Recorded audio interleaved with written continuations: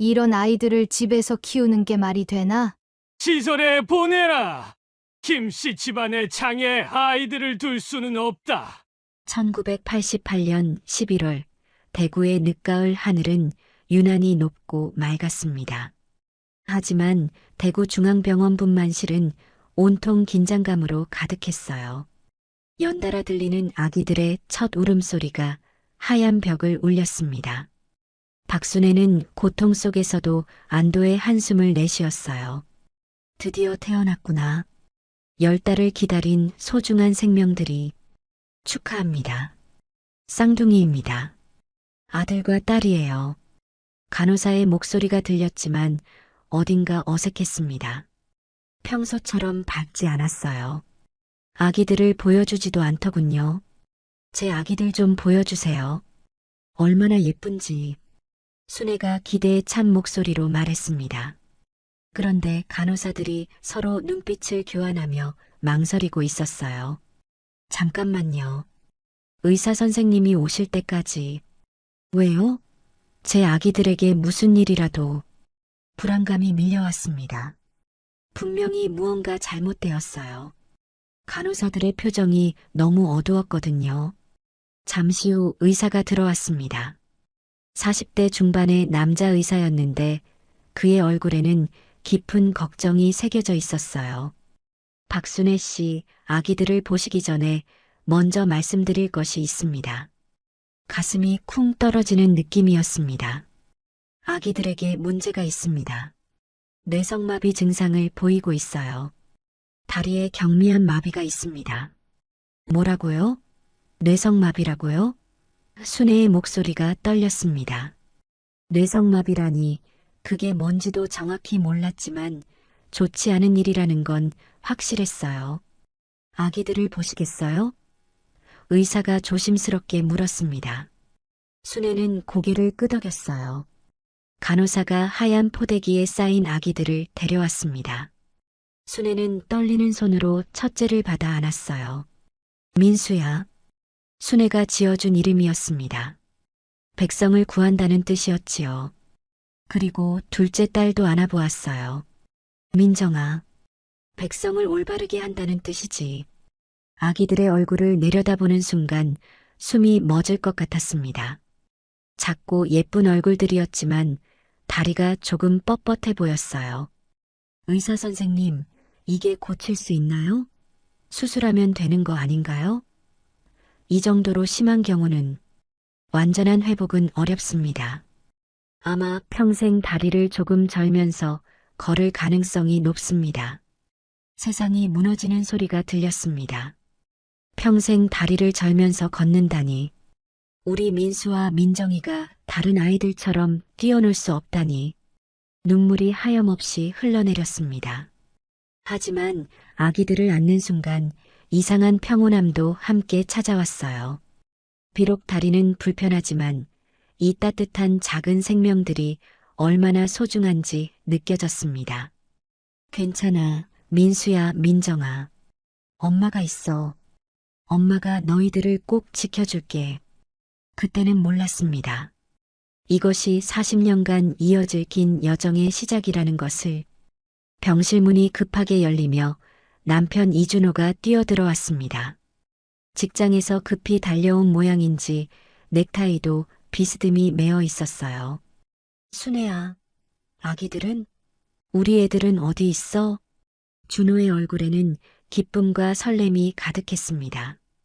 첫 아이들의 탄생을 얼마나 기다렸는지 알 수 있었어요. 여기 있어요. 순애가 조용히 말하며 품에 안긴 민수와 민정이를 보여주었습니다. 준호는 다가와 아기들을 내려다보았어요. 어머, 우리 아들, 딸 정말 예쁘네. 준호의 표정이 급변했습니다. 민수와 민정이의 뻣뻣한 다리를 본 순간이었어요.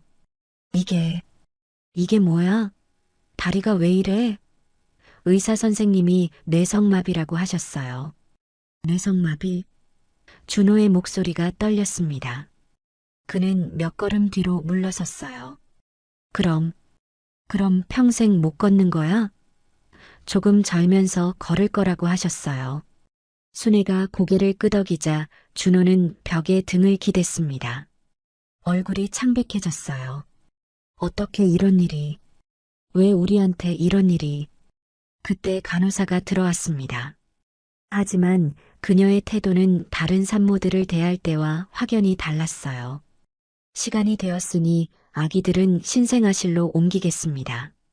차가운 말투였습니다. 마치 귀찮다는 듯한 표정이었어요. 잠깐만요. 제가 좀 더 안고 있어도 될까요? 규정입니다. 아기들은 특별 관리가 필요해요. 간호사는 민수와 민정이를 거의 낚아채듯 가져갔습니다. 마치 전염병이라도 되는 양말이에요. 특별 관리라니 무슨 뜻이에요?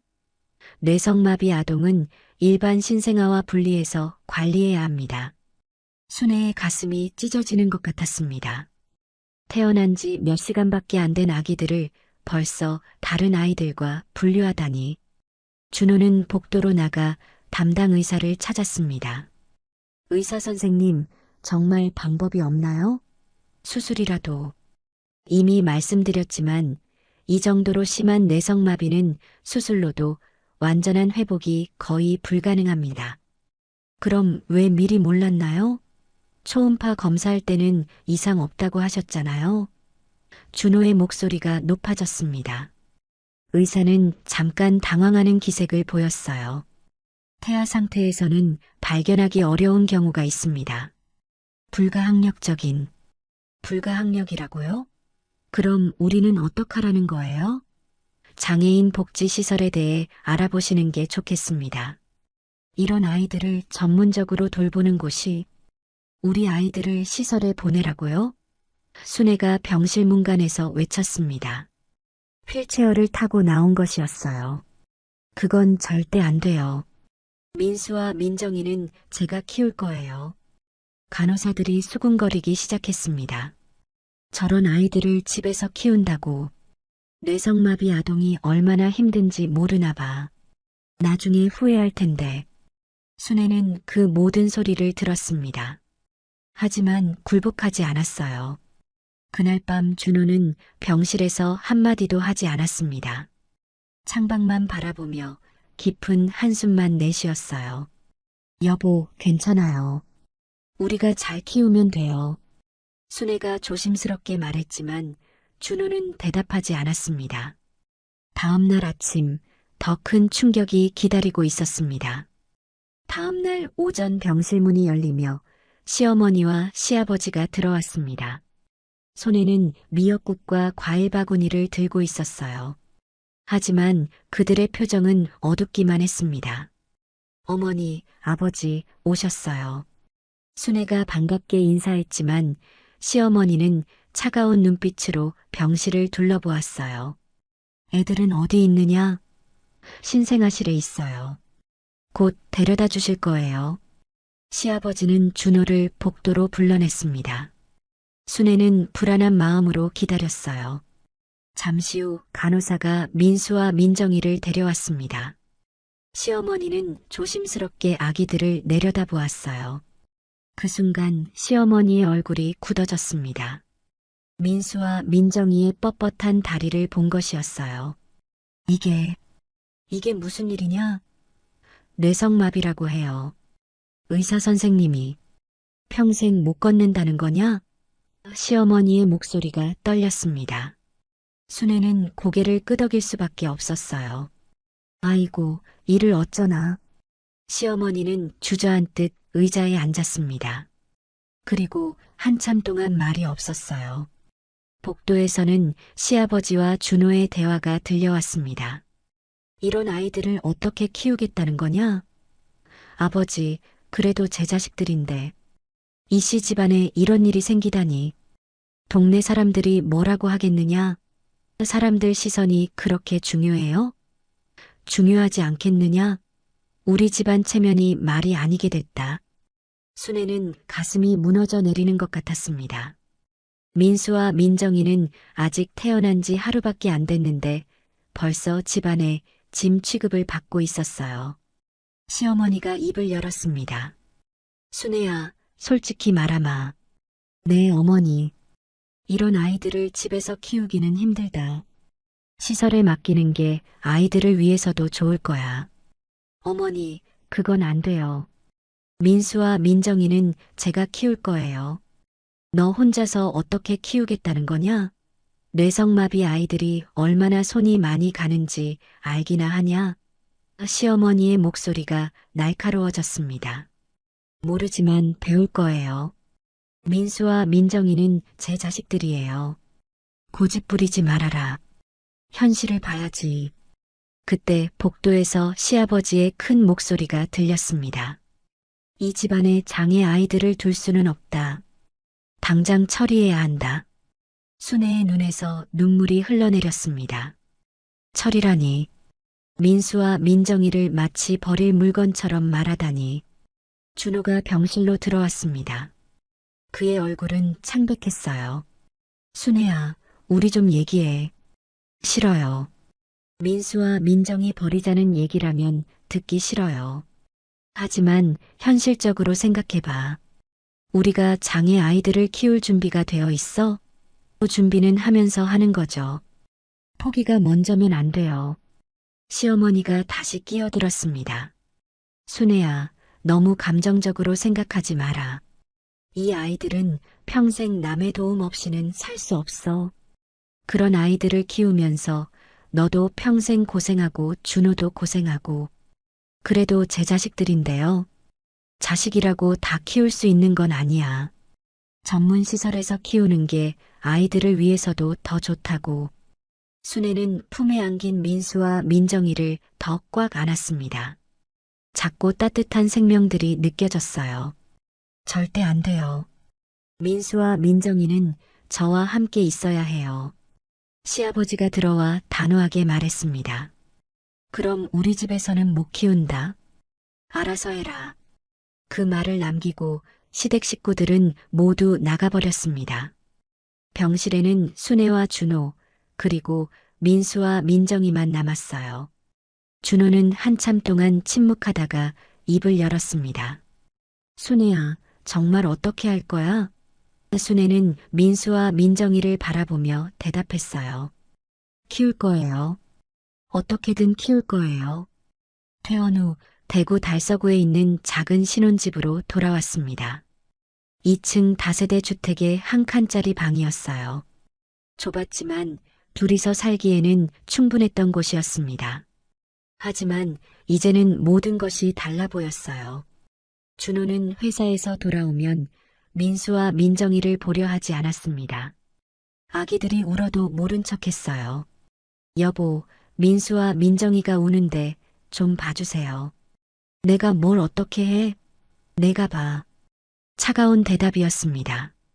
예전에는 아기용품을 사러 다니며 아빠가 되는 것을 그렇게 기뻐했는데 이제는 완전히 다른 사람이 된 것 같았어요.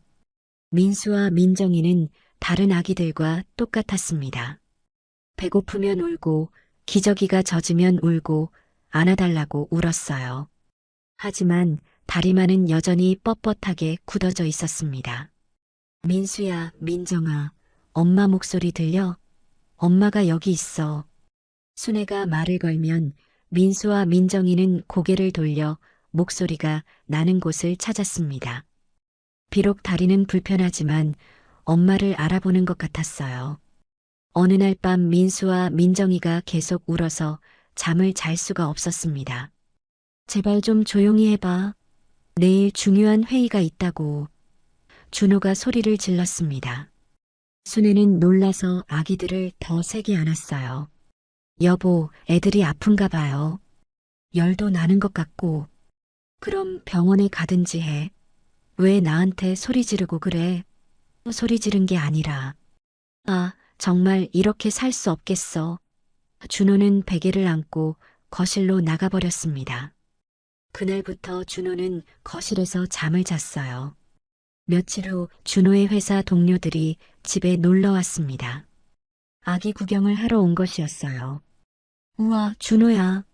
쌍둥이 정말 예쁘네. 어디 보자. 동료 중 한 명이 민수와 민정이를 보고 멈칫했습니다. 다리가 좀 이상한데? 뇌성마비예요. 순애가 조용히 설명했습니다. 아, 그럼 못 걷는 거야? 어색한 침묵이 흘렀습니다. 준호의 얼굴이 빨개졌어요. 네. 그럼 우리는 이만. 동료들은 서둘러 돌아갔습니다. 그 후로 준호의 친구들은 더 이상 놀러 오지 않았어요. 다 쟤들 때문이야. 준호가 문을 쾅 닫으며 말했습니다. 저 아이들 때문이라니요? 친구들도 오기 싫어하고 부모님은 얼굴도 보기 싫어하시고 이 모든 게 다 그 아이들 때문이야. 민수와 민정이에요. 이름이 있어요. 그 아이들이 아니라 민수, 민정이라고 불러주세요. 이름이 뭐가 중요해? 어차피 준호는 말을 멈췄습니다. 하지만 순애는 그가 하려던 말을 알 수 있었어요. 그 다음 이상한 일이 벌어지기 시작했습니다. 준호가 늦게 들어오는 날이 많아졌어요. 술 냄새를 풍기며 들어와서는 바로 거실로 가서 잠을 잤습니다. 여보, 요즘 회사 일이 많아요? 응. 프로젝트가 바빠서 대답은 했지만 눈을 마주치지 않았어요. 어느 토요일 오후 순애는 민수와 민정이와 함께 산책을 나갔다가 돌아오는데 집 앞에서 준호를 봤습니다. 그런데 혼자가 아니었어요. 젊은 여자와 함께 있었습니다. 순애는 급히 모퉁이로 숨어서 지켜봤어요. 준호와 그 여자는 친밀해 보였습니다. 가슴이 철렁 내려앉았어요. 설마 그런 건 아니겠지. 그날 밤 준호가 들어왔을 때 물어봤습니다. 여보, 오늘 누구랑 만났어요? 회사 동료들이랑 술 마셨어. 왜? 거짓말이었습니다. 순애는 확신했어요. 그냥 궁금해서요. 더 이상 묻지 못했습니다. 진실을 들을 용기가 없었어요. 민수와 민정이는 하루하루 자라고 있었습니다. 100일이 지나고 6개월이 되어갔어요. 여전히 다리는 불편했지만 엄마 목소리에 웃고 안아주면 편안해했습니다. 민수야, 민정아, 우리 셋이서도 잘 살 수 있을까? 순애는 종종 아기들에게 혼잣말을 했어요. 마치 답을 들을 수 있을 것처럼. 민수와 민정이가 돌을 맞던 날이었습니다. 순애는 작은 상을 차려놓고 준호를 기다렸어요. 회사에서 일찍 들어온다고 했거든요. 민수야, 민정아, 아빠 언제 오실까? 우리 첫 생일인데. 민수와 민정이는 엄마 무릎에 앉아 옹알거렸습니다. 비록 다리는 불편했지만 밝게 웃는 얼굴이 천사 같았어요. 저녁 7시, 8시. 준호는 오지 않았습니다. 전화도 받지 않았어요. 밤 10시가 넘어서야 준호가 들어왔습니다. 술에 취해 있었어요. 여보, 민수와 민정이 돌이에요. 상 차려놓고 기다렸는데. 아, 맞다. 그런 게 있었지. 무관심한 반응이었습니다. 준호는 상을 보지도 않고 거실로 향했어요. 잠깐만요. 같이 촛불이라도 켜요. 민수와 민정이 첫 생일인데. 피곤해. 내일 해. 내일이 언제예요? 생일은 오늘인데. 순애의 목소리가 떨렸습니다. 준호가 돌아서며 말했습니다. 그게 그렇게 중요해? 어차피 그 아이들이 뭐요?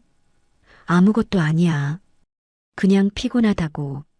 순애는 혼자서 민수와 민정이의 생일상을 차렸습니다. 촛불을 켜고 작은 미역국을 끓여 먹였어요. 민수야, 민정아, 생일 축하해. 엄마가 평생 지켜줄게. 그때 준호의 핸드폰이 울렸습니다. 거실에서 받는 소리가 들렸어요. 응, 나야. 지금 좀 늦지 않았어? 알겠어, 나갈게. 준호가 옷을 챙겨 입으며 나왔습니다. 어디 가세요? 이 밤에? 급한 일이 생겼어. 회사에 가야 해. 또 거짓말이었습니다. 토요일 밤에 무슨 급한 회사 일이 있겠어요. 여보, 솔직히 말해요. 다른 여자 있죠? 준호의 발걸음이 멈췄습니다. 무슨 소리야? 지난번에 봤어요. 어떤 여자랑 같이 있는 거.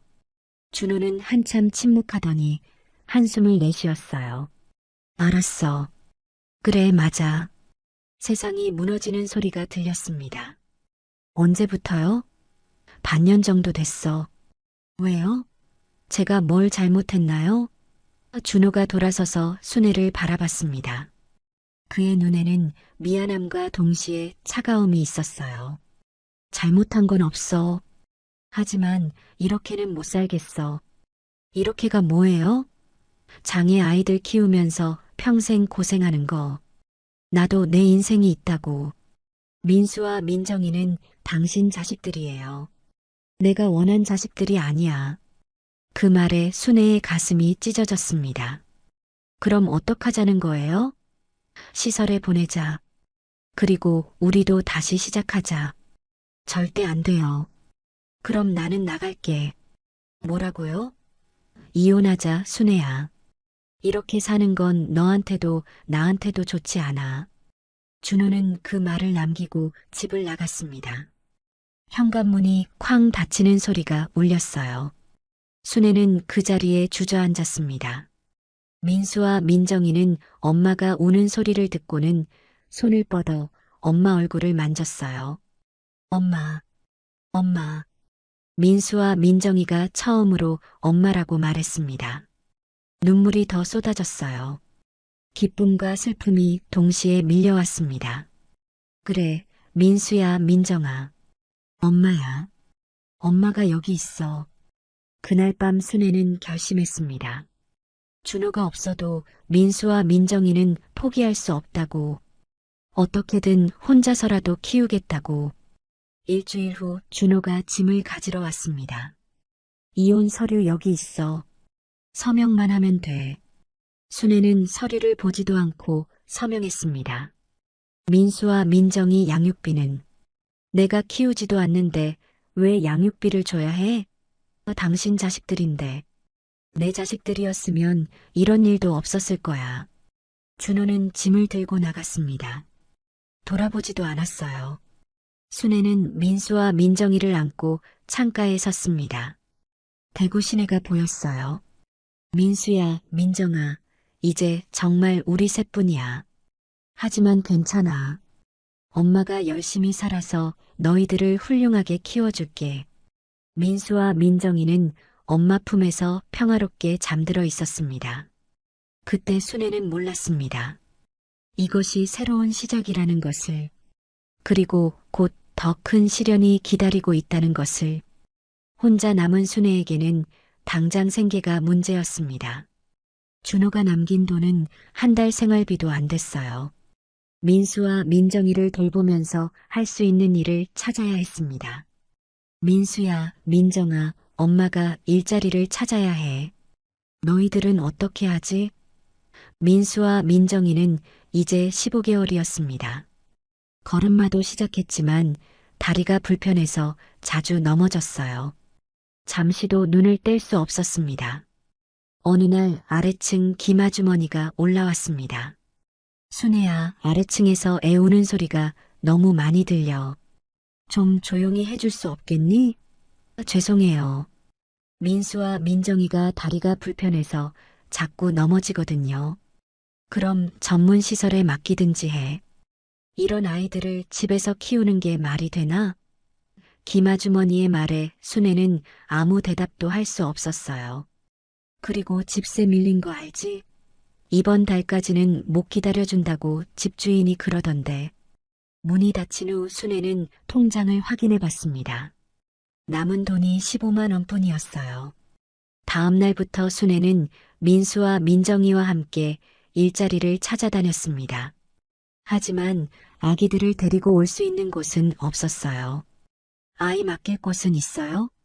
그게 쌍둥이라서 잠깐 혼자 둘 수 없는 상황이라서요. 그럼 곤란하네요. 어디서나 같은 대답이었습니다. 일주일 후 한 떡집에서 새벽일을 구했습니다. 집에서 가까운 곳이었어요. 새벽 4시부터 8시까지 하루에 7,000원 줄게. 대신 아이들 울음소리 나면 안 돼. 네, 알겠습니다.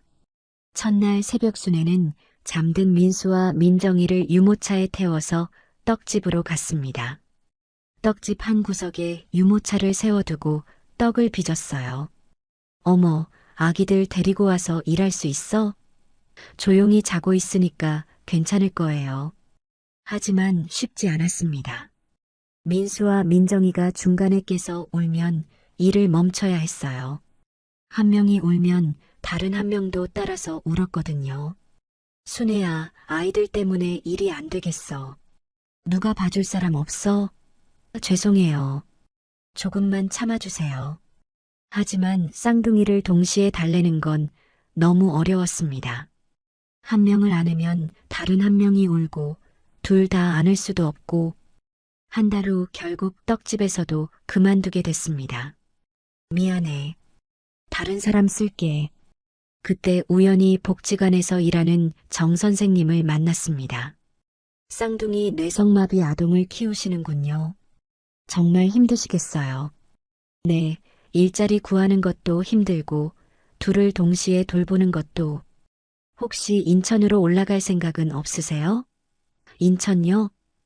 인천에 뇌성마비 아동을 위한 특수학교도 있고 쌍둥이 장애아동 지원 프로그램도 있어요. 그리고 정 선생님은 잠시 망설이다가 말했습니다. 혹시 민수와 민정이가 어떻게 뇌성마비가 된 건지 정확히 알고 계세요? 출산 중에 뇌에 손상이 있었다고 했는데요. 쌍둥이 출산 중 뇌성마비가 이렇게 심한 경우는 드물어요. 혹시 출산 과정에서 어떤 문제가 있었나요? 순애는 생각해 봤습니다. 출산 당시 뭔가 병원이 바빠 보였던 기억이 났어요. 특히 민정이가 나올 때 의료진들이 많이 당황했던 것 같았고, 출산이 좀 오래 걸렸어요. 민정이 나올 때 의료진들이 많이 바빠 보였고, 심박동이 약해진다고. 정 선생님의 얼굴이 심각해졌습니다. 어떤 병원이었나요? 대구중앙병원이요. 혹시 그때 출산 기록이나 의료 기록이 남아있나요? 글쎄요. 아마 어디 있을 거예요. 찾아보세요. 중요할 수 있어요. 그날 밤 순애는 집안을 뒤져서 출산 당시 병원 기록들을 찾았습니다. 작은 상자 안에서 진료 기록을 발견했어요. 내용을 보니 생소한 용어들이 많았습니다. 혹시나 해서 다른 병원에 가서 물어봤어요. 이 기록들이 정상적인 건가요? 의사는 기록을 자세히 보더니 놀란 표정을 지었습니다. 이건 쌍둥이 출산 과정에서 태아 심박동 감시가 제대로 안 된 것 같은데요. 특히 둘째 아기분만 시응급 상황이었는데 대응이 늦었네요. 제왕절개 결정도 늦었고 순애의 머리가 하얘졌습니다. 그럼 우리 민수와 민정이가 이렇게 된 게 의료진의 과실 가능성이 높습니다. 특히 쌍둥이 출산은 더 세심한 관찰이 필요한데 그날 밤 순애는 잠들 수 없었습니다. 민수와 민정이의 뇌성마비가 병원의 실수 때문이었다니 분노와 억울함이 동시에 밀려왔어요. 민수야, 민정아, 미안해.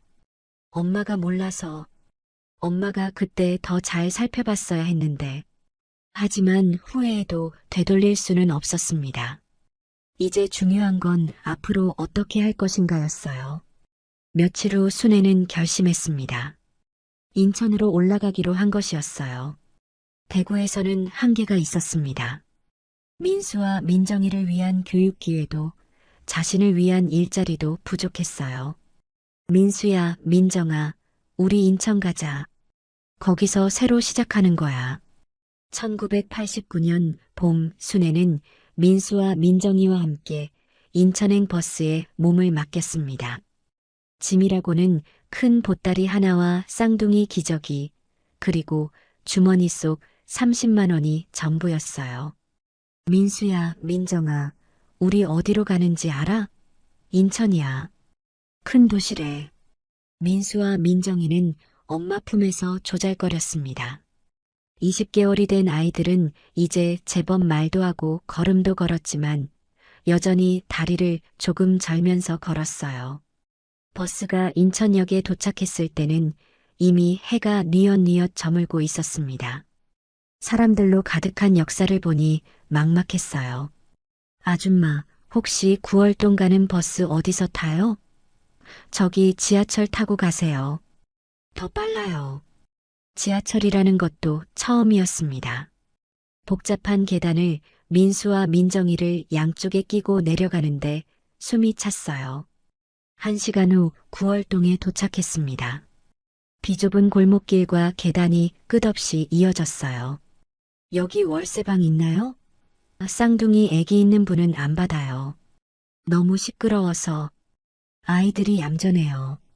그리고 이 아이들은 다리가 불편해서 뛰어다니지도 않아요. 다리가 불편하다고요? 그럼 더 안 되죠. 애들이 다치기라도 하면. 여러 집을 돌아다녔지만 모두 거절당했습니다. 해가 완전히 진 후에야 겨우 한 곳에서 받아주었어요. 9월동 꼭대기 계단 100개를 올라가야 하는 작은 방이었습니다. 보증금 50만 원, 월세 8만 원, 선불로 3개월치 내야 해요. 지금 당장은 돈이 부족해서 일주일만 기다려주시면. 그럼 안 돼요.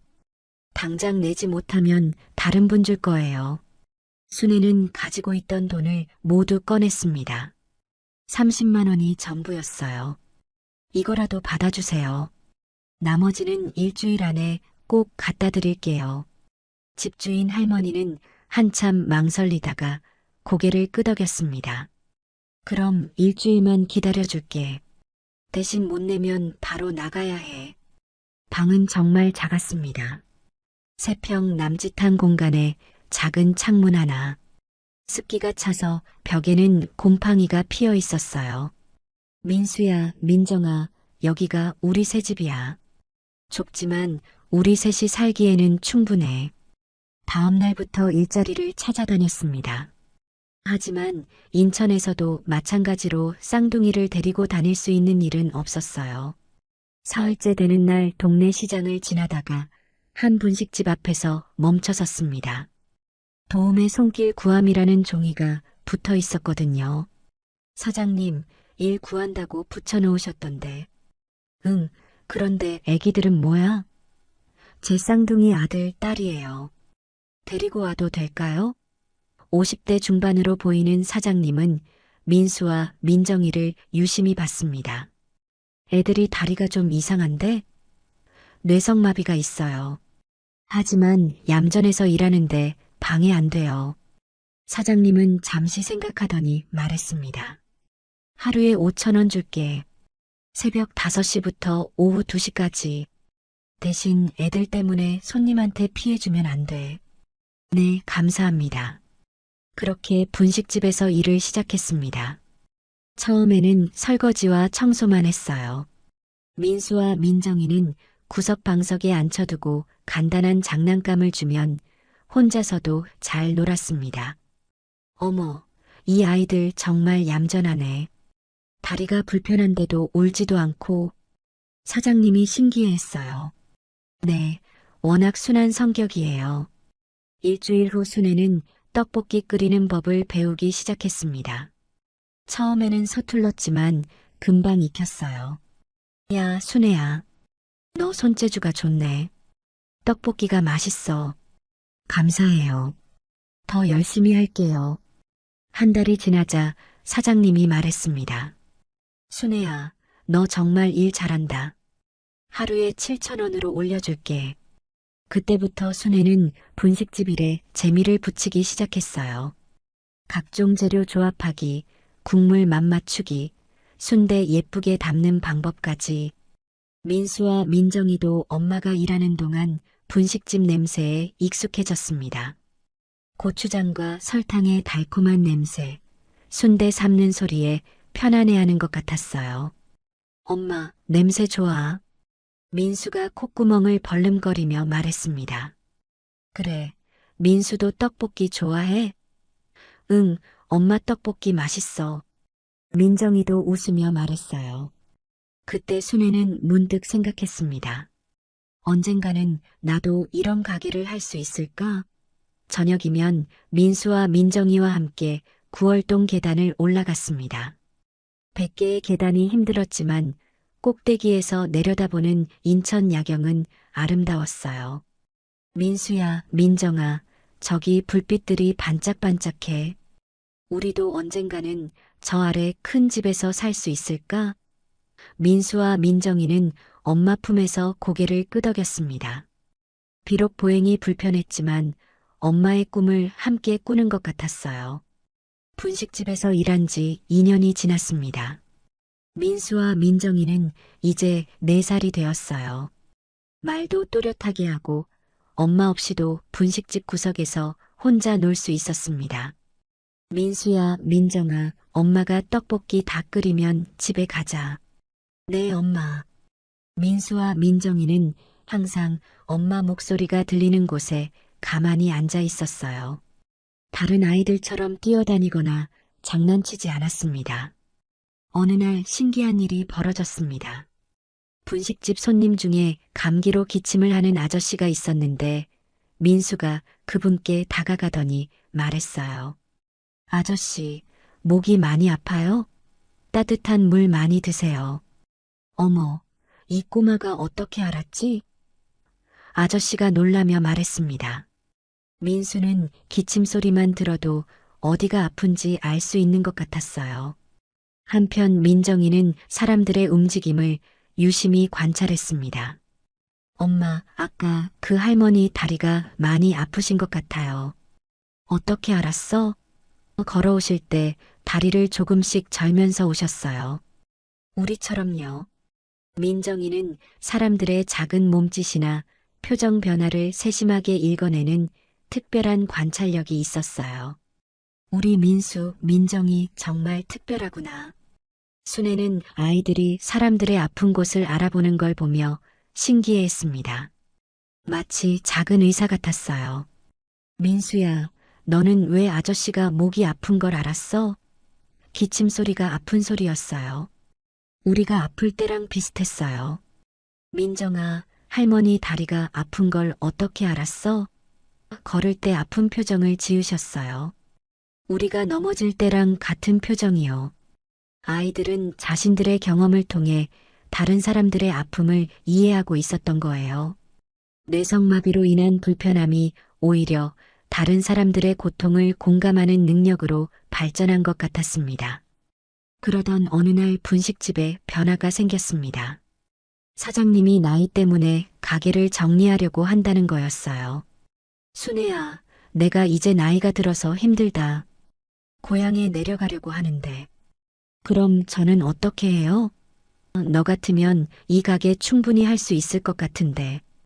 권리금 300만 원만 내면 넘겨줄게. 300만 원. 순애에게는 천문학적인 돈이었습니다. 그렇게 큰 돈을 어디서? 천천히 갚아도 돼. 너 일 잘하는 거 내가 아는데 못할 리 없어.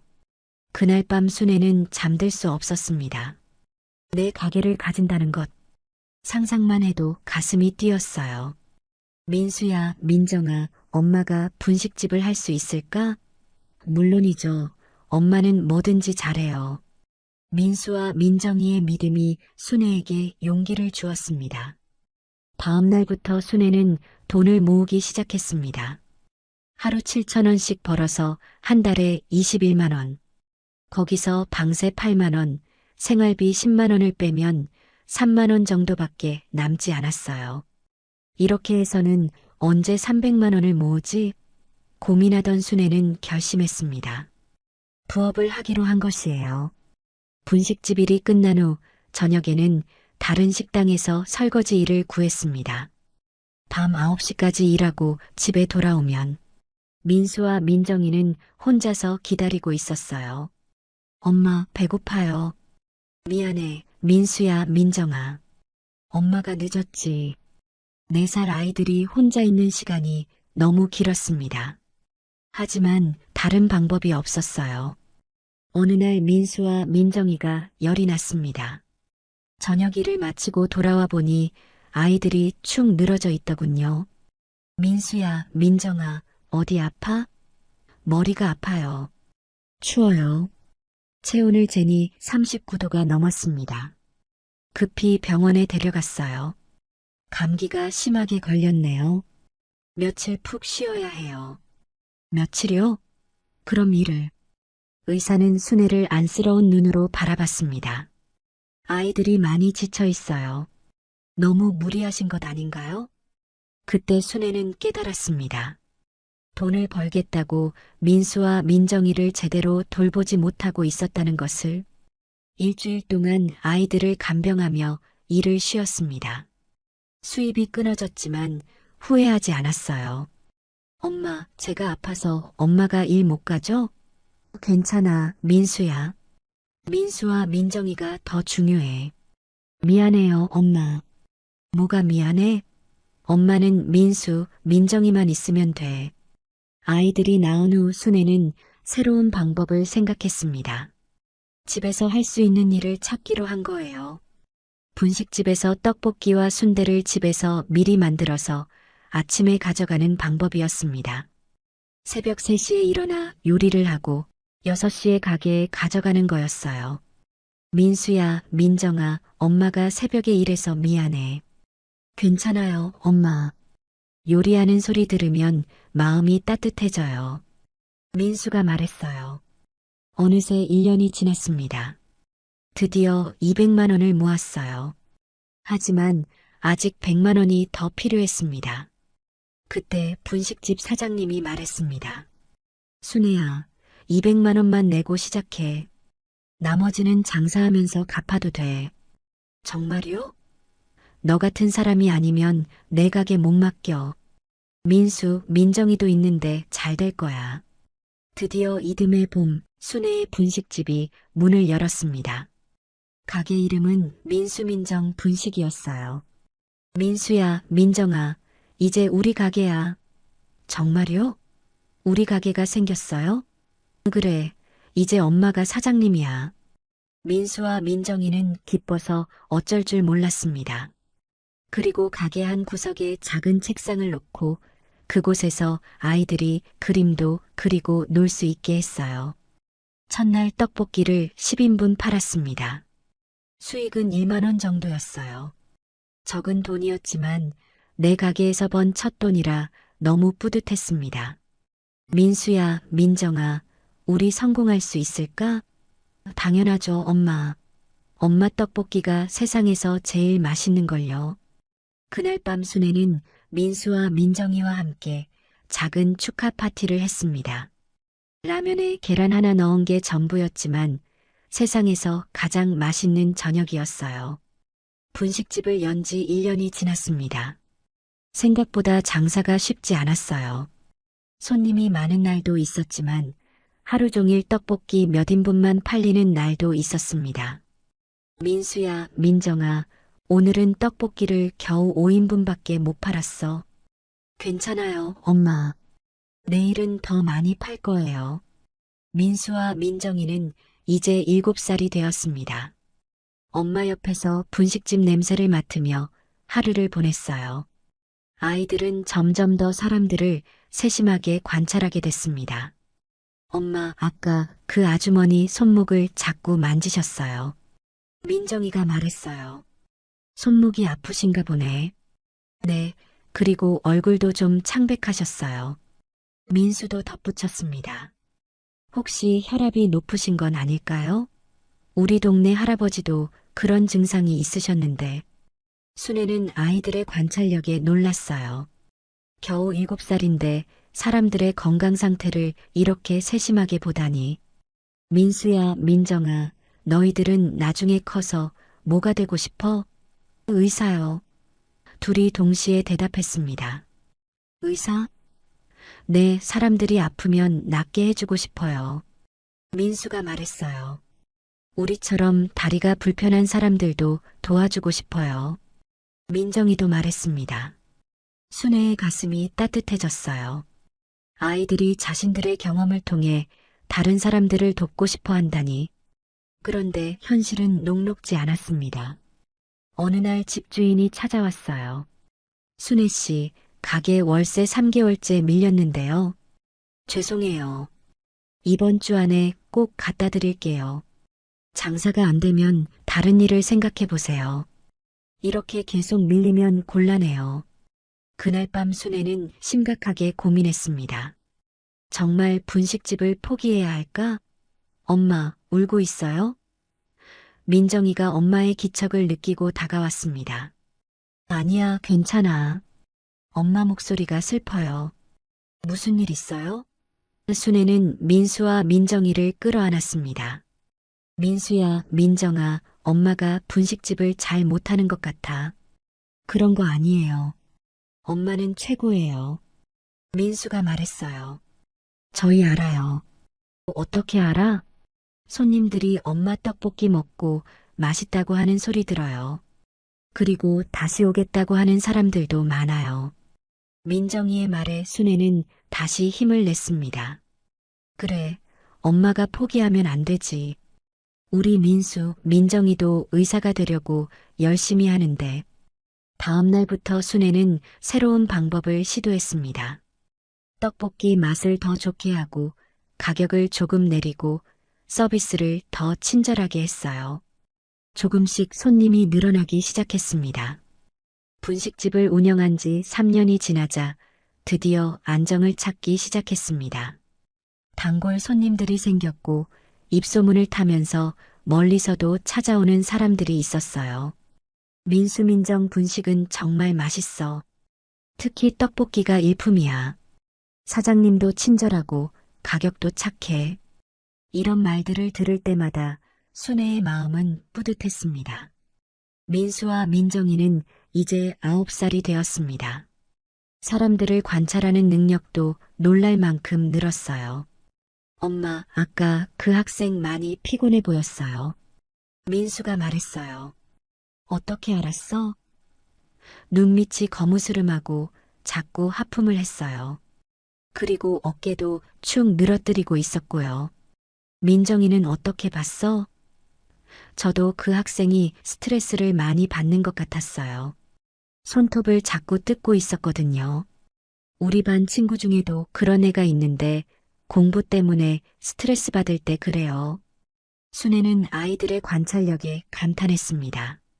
우리 민수, 민정이 정말 의사가 될 것 같네. 정말요? 둘이 동시에 물었어요. 그럼 사람들을 이렇게 잘 관찰하는 아이들이 의사 안 되면 누가 해? 그럼 우리 진짜 의사 될 수 있을까요? 물론이지. 하지만 의사가 되려면 공부를 정말 열심히 해야 해.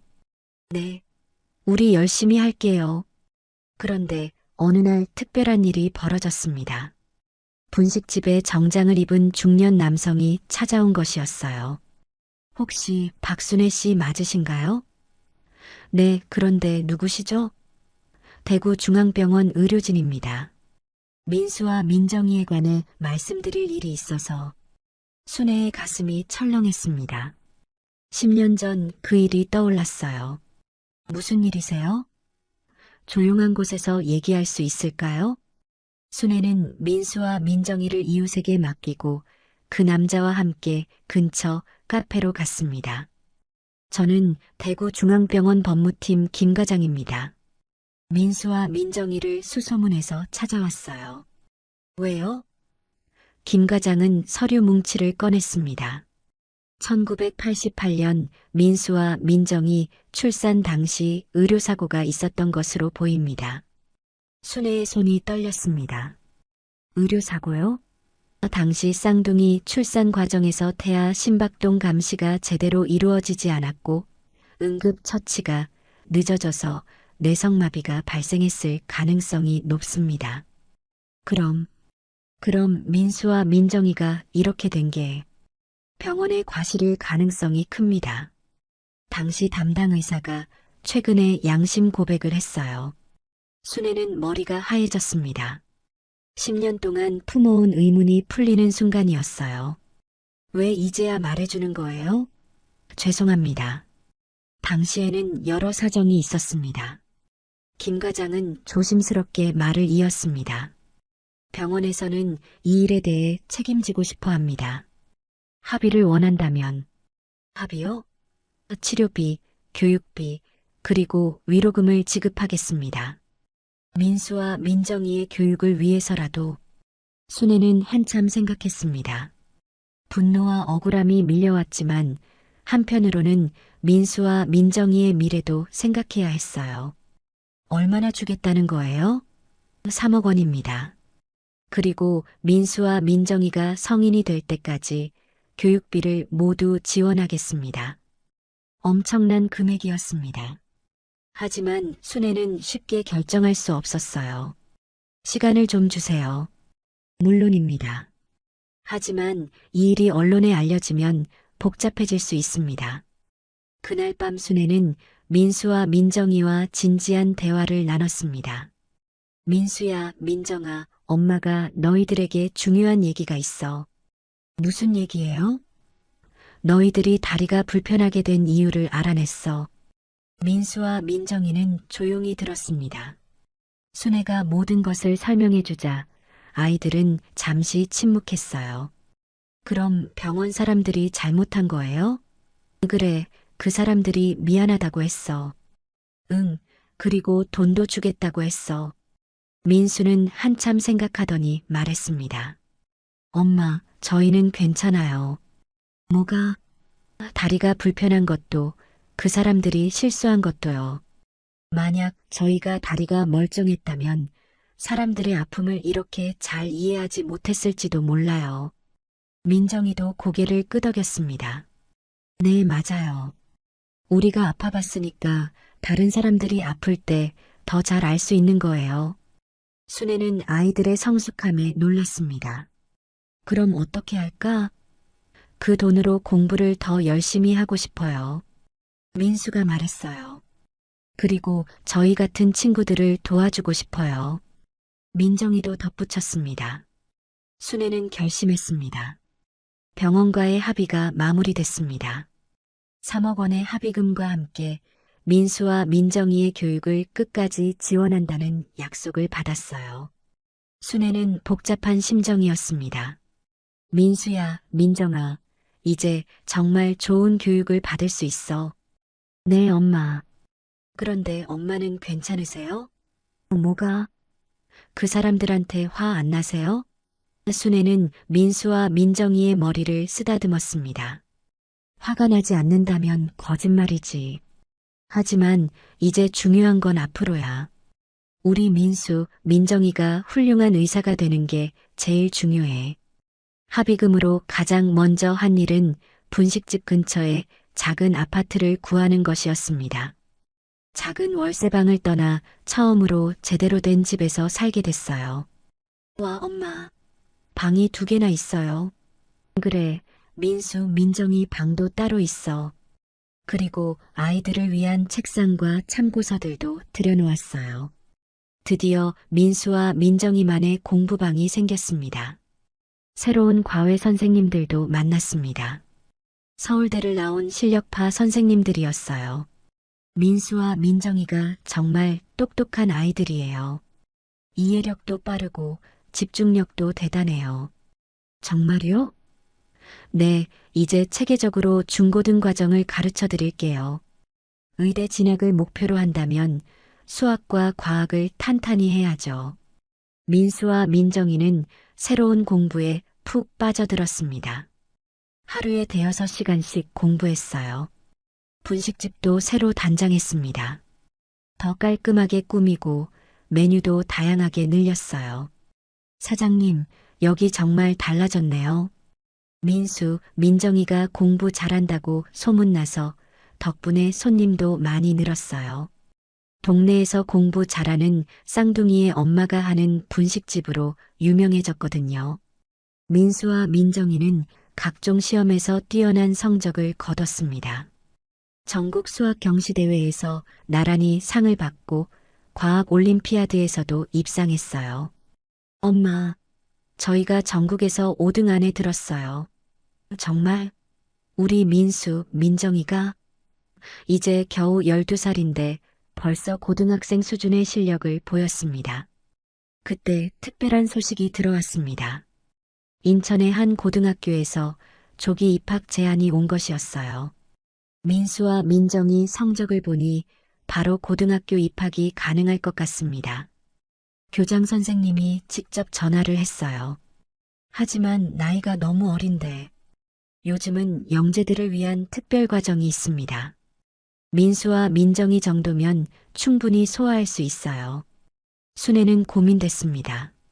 아이들의 미래를 위해서는 좋은 기회였지만 또래 친구들과 어울리지 못하는 건 아닌지 걱정됐어요. 민수야, 민정아, 너희들 생각은 어때? 저희는 괜찮아요, 엄마. 빨리 공부해서 의사가 되고 싶어요. 네, 맞아요. 지금 공부가 너무 쉬워서 지루해요. 결국 민수와 민정이는 13살의 고등학교에 조기 입학했습니다. 처음에는 다른 학생들이 신기해했지만 곧 실력을 인정받았어요. 야, 민수야. 이 수학 문제 좀 알려줘. 민정아, 화학시험 어떻게 공부했어? 아이들은 나이는 어렸지만 학급의 멘토 역할을 했습니다. 민수는 특히 수학과 물리에서 두각을 나타냈고 민정이는 화학과 생물에서 뛰어난 실력을 보였어요. 민수는 소아과 의사가 되려면 수학적 사고가 중요해. 약물농도 계산이나 의료기기 원리를 이해해야 하거든. 민정이는 재활의학과를 꿈꾸니까 생체역학이나 근육생리학을 잘 알아야겠네. 선생님들도 아이들의 꿈을 응원해 주었습니다. 3년 후 민수와 민정이는 16살에 고등학교를 졸업했습니다. 전교일 2등을 차지했어요. 엄마, 저희 둘 다 서울대 의대 합격했어요. 정말? 정말로? 순애는 믿을 수 없었습니다. 그 어려운 서울대 의대에 쌍둥이가 동시에 합격하다니. 네. 면접에서 저희 이야기를 하니까 교수님들이 감동하셨대요. 특히 저희가 환자의 마음을 이해하는 의사가 되고 싶다고 했을 때요. 입학 발표 당일 분식집은 축제 분위기였습니다. 동네 사람들이 모두 와서 축하해 주었어요. 순애 언니 정말 대단해. 민수, 민정이가 이렇게 훌륭하게 클 줄 몰랐네. 우리 동네에서 서울대 의대생이 둘씩이나 나오다니. 그날 밤 순애는 민수와 민정이를 꽉 안아주었습니다. 우리가 정말 여기까지 왔구나. 2004년 봄 민수와 민정이는 서울대 의대에 입학했습니다. 16살이라는 어린 나이였지만 이미 마음가짐은 어른이었어요. 엄마, 저희 열심히 공부해서 훌륭한 의사가 될게요. 그래, 민수야, 민정아. 엄마가 항상 응원할게. 하지만 의대 생활은 쉽지 않았습니다. 나이 차이 때문에 다른 학생들과 어울리기 어려웠고 공부량도 엄청났어요. 엄마, 해부학이 너무 어려워요. 민수야, 괜찮아. 차근차근 하면 돼. 저도 생리학 때문에 머리가 아파요. 민정아, 너희들은 할 수 있어. 지금까지 잘해왔잖아. 그런데 놀라운 일이 벌어졌습니다. 민수와 민정이가 자신들의 장애 경험을 바탕으로 한 의학 연구 발표를 했는데 교수님들이 크게 감동한 거예요. 뇌성마비 환자의 관점에서 본 재활치료의 개선 방안이라는 주제였습니다. 정말 훌륭한 연구야. 환자의 입장에서 생각할 수 있는 의사가 되겠구나. 의대 교수님들도 민수와 민정이를 특별히 아꼈습니다. 6년 후인 2010년 민수와 민정이는 22살의 의사가 되었습니다. 민수는 소아과 전문의 과정에, 민정이는 재활의학과 전문의 과정에 들어갔어요. 엄마, 저희 정말 의사가 됐어요. 의사 가운 입으니까 꿈만 같아요. 순애는 눈물을 흘리며 아이들을 바라봤습니다. 작은 새빵에서 시작된 꿈이 이렇게 현실이 되다니. 분식집에는 민수와 민정이의 의사 면허증이 걸려 있었습니다. 손님들이 올 때마다 자랑스럽게 보여주었어요. 우리 아들, 딸이 의사가 됐어요. 정말 대단하시네요. 어떻게 이렇게 키우셨어요? 사랑이죠. 사랑으로 키웠어요. 전문의 과정을 마친 민수와 민정이는 각각 25살의 소아과 전문의와 재활의학과 전문의가 되었습니다. 엄마, 저희 이제 진짜 환자들을 치료할 수 있어요. 민수는 서울대병원 소아과에, 민정이는 같은 병원 재활의학과에서 일하기 시작했습니다. 첫 환자를 맞던 날, 민수는 긴장했습니다. 5살 된 아이가 열이 심하게 나서 응급실에 왔거든요. 괜찮아. 이제 금세 나을 거야. 민수가 다리를 조금 절면서 다가가자 아이가 신기한 듯 쳐다봤어요. 선생님도 다리가 아파요?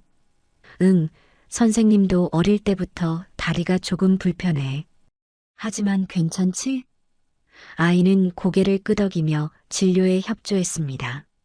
민수는 자신의 경험이 아이들과 소통하는데 큰 도움이 된다는 걸 깨달았어요. 한편 민정이는 뇌성마비 환자들을 주로 담당했습니다. 선생님, 제 아이가 정말 나을 수 있을까요? 한 어머니가 눈물을 흘리며 물었어요. 저도 선천적으로 뇌성마비가 있어요. 하지만 보세요. 의사가 되어서 환자분들을 돕고 있잖아요. 민정이가 자신의 이야기를 하자 환자와 보호자들이 큰 희망을 얻었습니다. 정말요? 그럼 우리 아이도? 물론이에요. 꾸준히 치료받으면 많이 좋아질 거예요. 민수와 민정이의 소문은 곧 병원 전체에 퍼졌습니다. 장애를 극복하고 의사가 된 쌍둥이로 유명해진 거예요. 환자들이 특히 민수와 민정이를 찾아왔습니다. 우리 아이도 저 선생님께 진료받고 싶어요. 경험이 있으니까 더 잘 이해해 주실 것 같아요. 2015년 민수와 민정이는 특별한 프로젝트를 시작했습니다. 장애 아동들을 위한 의료지원재단을 설립한 것이었어요. 엄마, 저희가 받은 도움을 이제 다른 아이들에게도 나눠주고 싶어요. 정말 좋은 생각이야. 엄마가 도와줄게. 순애도 분식집 수익의 일부를 재단에 기부했습니다. 재단 설립식에는 많은 사람들이 참석했습니다. 이 재단은 저희에게 희망을 준 엄마와 많은 분들께 대한 감사의 표현입니다. 민수의 인사말에 박수가 터져 나왔어요. 저희처럼 장애가 있어도 꿈을 포기하지 않는 아이들을 돕겠습니다. 민정이도 덧붙였습니다. 재단은 예상보다 빠르게 성장했습니다. 전국에서 장애 아동들이 모여들었고 의료비 지원과 교육 프로그램을 운영했어요. 선생님들 덕분에 우리 아이가 희망을 갖게 됐어요. 정말 감사합니다. 순애는 재단 일을 도우며 새로운 보람을 느꼈습니다. 그런데 2018년 어느 날 뜻밖의 전화가 걸려왔습니다. 혹시 박순애 씨이신가요? 네, 그런데요. 이준호입니다. 민수와 민정이 아버지. 순애의 가슴이 철렁했습니다. 30년 만에 듣는 전 남편의 목소리였어요. 왜 갑자기? 미안합니다. 정말 미안해요. 민수와 민정이가 의사가 됐다는 소식을 들었어요. 정말 대단하더라고요. 준호는 많이 늙어 있었습니다. 머리는 하얗게 새고 얼굴에는 깊은 주름이 패어 있었어요. 그동안 어떻게 지내셨어요? 사업을 했는데 잘 안 됐어요. 지금은 혼자 살고 있어요. 가족은요? 재혼했었는데 이혼했어요. 아이들도 연락 안 해요. 준호의 목소리에는 후회가 가득했습니다. 민수와 민정이를 만나고 싶어요. 아버지로서 사과하고 싶어요. 순애는 잠시 망설였습니다. 하지만 이제 모든 것을 용서할 수 있을 것 같았어요. 민수와 민정이는 병원에 있어요. 하지만 갑자기 나타나서 상처를 주지는 말아요. 다음 날 서울대병원에서 30년 만에 만남이 이루어졌습니다. 준호는 하얀 가운을 입은 민수와 민정이를 보고 눈물을 흘렸어요. 민수야, 민정아. 나는 너희들의 아버지야. 민수와 민정이는 조용히 그의 목소리를 들었습니다. 아버지라는 분이시군요. 민수가 차분하게 말했습니다. 엄마한테 많이 들었어요. 미안해, 민수야, 민정아. 아버지가 너희들을 버렸어. 용서받을 수 없는 일이지. 준호의 목소리가 떨렸어요. 민수와 민정이는 잠시 침묵했습니다. 저희는 아버지를 원망하지 않아요. 민정이가 먼저 입을 열었어요.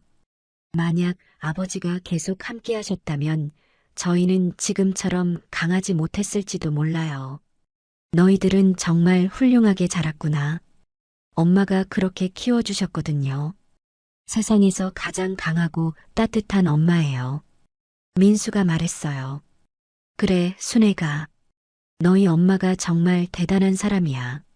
나는 그때 바보였어. 준호는 후회로 가득한 표정을 지었습니다. 그날 밤 순애와 민수, 민정이는 오랜만에 인천 달동네 계단을 올라가 봤습니다. 예전에 살던 단칸방은 아직 그대로 있었어요. 민수야, 민정아, 우리가 여기서 시작했구나. 네, 엄마. 이 계단을 매일 올라가며 꿈을 키웠죠. 그때는 이렇게 될 줄 꿈에도 몰랐어. 엄마가 포기하지 않으셨으니까 가능한 일이었어요. 계단 꼭대기에서 내려다본 인천 야경은 30년 전보다 훨씬 화려했습니다. 민수야, 민정아, 앞으로도 계속 의사 일을 할 거지? 당연하죠. 그리고 더 많은 환자들을 도와주고 싶어요. 엄마처럼 누군가의 희망이 되고 싶어요. 그런데 2020년 뜻밖의 소식이 들려왔습니다. 준호가 갑자기 쓰러져서 병원에 실려왔다는 거였어요. 심각한 뇌종양이었습니다. 수술이 필요한데 매우 위험한 상태예요. 담당 의사가 말했어요. 그런데 놀라운 것은 준호가 실려온 병원이 바로 서울대병원이었다는 것이었습니다. 환자분이 이준호 씨인데 혹시 민수, 민정이 선생님과 관계가? 간호사가 물어봤어요. 저희 아버지예요. 민수가 대답했습니다. 그럼 직접 담당하시겠어요? 아니요. 저희는 소아과와 재활의학과라서 뇌외과는 아니에요. 하지만 민수와 민정이는 준호의 치료 과정을 지켜봤습니다. 수술은 성공적이었지만 회복 과정에서 문제가 생겼어요. 뇌종양 제거 후 다리에 마비가 온 것이었습니다. 환자분이 재활치료가 필요합니다. 뇌외과 의사가 말했어요. 재활의학과로 전가시켜 드릴까요? 그때 모든 사람들이 민정이를 바라봤습니다. 제가 담당하겠습니다. 민정이가 조용히 말했어요. 30년 전 자신들을 버린 아버지를 이제 자신이 치료해야 하는 아이러니한 상황이었습니다. 민정아, 괜찮겠어? 순애가 걱정스럽게 물었어요. 네, 엄마. 저는 의사예요. 환자를 차별하지 않아요. 재활치료실에서 준호와 민정이의 첫 치료가 시작됐습니다. 아버지, 이제부터 제가 담당 의사예요. 민정이가 전문적이고 차분한 목소리로 말했어요. 민정아, 지금은 의사와 환자 관계예요. 열심히 치료받으셔야 해요. 준호는 고개를 끄덕였습니다. 자신이 버린 딸이 이제 자신을 치료하고 있다는 현실이 믿기지 않았어요. 한편 민수도 준호의 전반적인 건강 상태를 체크했습니다. 혈압도 높고 당뇨도 있으시네요. 앞으로 꾸준히 관리하셔야 해요. 민수야, 고마워. 환자분, 치료에만 집중하세요. 민수도 전문적인 태도를 유지했습니다. 치료 과정에서 준호는 점점 회복됐습니다. 다리 마비도 많이 좋아졌어요. 하지만 무엇보다 놀라운 것은 민수와 민정이의 전문성과 따뜻함이었습니다. 선생님들 정말 훌륭하세요. 다른 환자들이 말했어요. 저런 의사들이 있어서 우리가 희망을 가질 수 있어요. 3개월간의 치료 끝에 준호는 많이 회복됐습니다. 지팡이의 도움을 받으면 걸을 수 있을 정도가 됐어요. 퇴원하는 날 준호는 민수와 민정이에게 말했습니다. 너희들 덕분에 새 생명을 얻었어. 정말 고마워. 저희는 의사로서 당연한 일을 했을 뿐이에요. 민정이가 대답했어요. 하지만 아버지, 이제 건강하게 사세요. 민수가 조심스럽게 말했습니다. 순애야, 정말 미안해. 그리고 고마워. 준호가 순애에게 고개를 숙였어요. 민수와 민정이를 이렇게 훌륭하게 키워줘서 그건 제가 해야 할 일이었어요. 이제 건강 잘 챙기시고 남은 인생 의미 있게 사세요. 순애는 더 이상 원망하지 않았습니다. 모든 것을 용서했어요. 퇴원 후 준호는 완전히 달라진 사람이 됐습니다. 봉사활동을 시작했어요. 특히 장애 아동들을 위한 봉사에 적극적으로 참여했습니다. 제가 과거에 저질렀던 실수를 조금이라도 만회하고 싶어요. 민수와 민정이의 재단에서도 일손을 도왔습니다. 2022년 민수와 민정이는 각각 결혼했습니다. 민수는 같은 소아과 의사와 민정이는 물리치료사와 결혼했어요. 두 사람 모두 장애인 의료에 관심이 많은 사람들이었습니다. 결혼식에는 준호도 참석했습니다. 30년 만에 가족이 한자리에 모인 거였어요. 아버지가 와주셔서 감사해요. 민수와 민정이가 말했어요. 내가 고마워해야지. 이런 자리에 있을 자격도 없는데. 준호의 눈에 눈물이 맺혔습니다. 2023년 민수와 민정이는 더 큰 꿈을 품었습니다. 장애인 전문 병원을 설립하기로 한 것이었어요. 엄마, 저희만의 병원을 만들고 싶어요. 장애가 있는 분들이 편안하게 치료받을 수 있는 곳으로요. 순애는 흔쾌히 동의했습니다. 좋은 생각이야. 엄마도 도와줄게. 병원 건립 자금 마련을 위해 순애는 분식집을 확장했습니다. 이제는 민수민정 분식이 인천의 명물이 됐거든요. 여기가 그 유명한 의사 쌍둥이 엄마 분식집이구나. 전국에서 사람들이 찾아왔습니다. 수익금은 모두 병원 건립 기금으로 들어갔어요. 2025년 봄 드디어 희망재활병원이 문을 열었습니다. 민수는 병원장을, 민정이는 재활의학과 과장을 맡았어요. 개원식에는 그동안 도움을 받았던 많은 환자들과 가족들이 참석했습니다. 이 병원은 저희에게 희망을 준 엄마와 모든 분들 덕분에 가능했습니다. 민수의 인사말에 박수가 터져 나왔어요. 저희는 환자분들과 같은 경험을 했기에 더 잘 이해할 수 있습니다. 포기하지 말고 함께 치료해 나가요. 민정이도 말했습니다. 병원에는 사랑으로 키운 40년이라는 현판이 걸려 있었어요. 순애의 제안이었습니다. 그날 저녁 가족들이 모두 모였습니다. 순애, 민수, 민정이, 그리고 준호까지. 엄마, 정말 여기까지 오다니 믿기지 않아요. 40년이 어떠셨어요? 민정이가 물었어요. 힘들었지만 후회는 없어. 너희들이라는 소중한 보물을 키웠으니까. 저희도 엄마 덕분에 행복했어요. 비록 다리는 불편하지만 사랑으로 가득한 세상을 볼 수 있었어요. 창밖으로 인천의 불빛들이 반짝이고 있었습니다. 40년 전 달동네에서 바라본 그 불빛들처럼 따뜻하고 희망적이었어요. 민수야, 민정아, 우리 정말 잘 살았지? 네, 엄마. 우리는 행복했어요. 시계가 자정을 가리킬 때 순애는 마지막으로 중얼거렸습니다.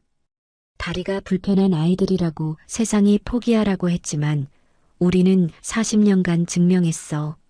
사랑이 있으면 불가능한 일은 없다는 걸. 민수와 민정이는 엄마의 손을 꼭 잡았습니다. 엄마 사랑해요. 세상에서 가장 훌륭한 엄마예요. 나도 사랑해. 우리 민수, 민정이. 너희들은 엄마의 자랑이야.